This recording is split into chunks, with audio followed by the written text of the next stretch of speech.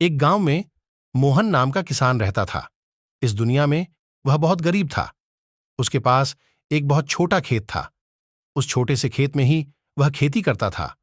वह जैसे तैसे अपने खेत में काम करता और मजदूरी करके अपना घर चला रहा था। एक दिन भयंकर गर्मी पड़ीडीएच रही थी। फिर भी किसान रोजाना की तरह ही खेत में काम कर रहा था। उसे बहुत पसीना हो रहा था। फिर भी वो खेत में हल चला रहा था। उस दौरान खेत में जुताई करते वक्त हल के नीचे से एक लकड़ी का बक्सा निकला।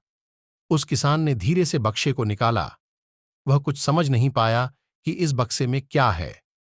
केवल उसने बक्से को उठाकर खेत के बाहर मेड़ पर रखा दिया। जो भी वस्तु उस बक्से में डाल रहे थे वह कई गुना हो रही थी। उसने दोपहर का भोजन किया और फिर हल चलाने लगा। जब शाम को घर आया तो बक्से को अपने साथ ले आया। आज वह किसान बहुत खुश था, क्योंकि उसे लग रहा था कि शायद अब उसकी गरीबी दूर हो सकती है। वह गरीब किसान एक धैर्य वाला व्यक्ति था।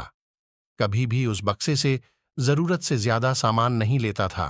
कुछ दिनों बाद उस बक्से के बारे में गांव के जमींदार को पता चला।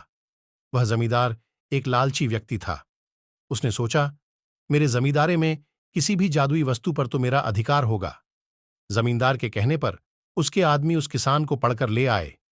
उस जमींदार ने किसको धमकाया और कहा कि मैं तुम्हारा खेत मेरी जमींदारी का हिस्सा है, इसलिए उस बक्से पर मेरा अधिकार बनता है। जमींदार की बात सुनकर किसान डरते हुए बोला, मालिक, भले ही जमींदारी आपकी है, लेकिन उस खेत पर खेती मैं करता हूं तो बक्से पर मेरा अधिकार है।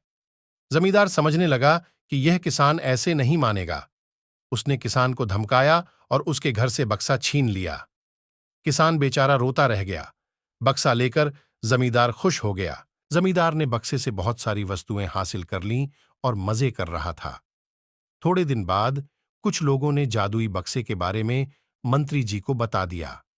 पहली बार तो मंत्री जी ने ध्यान नहीं दिया, लेकिन वापस कुछ दिनों बाद उन्होंने अपने एक आदमी को भेजकर बक्से की सच्चाई के बारे में पता करवाया।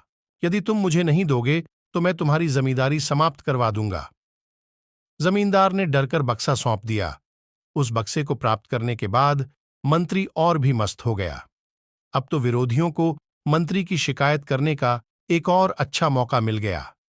विरोधियों ने मंत्री की शिकायत के साथ साथ बक्से की बात भी राजा को बता दी।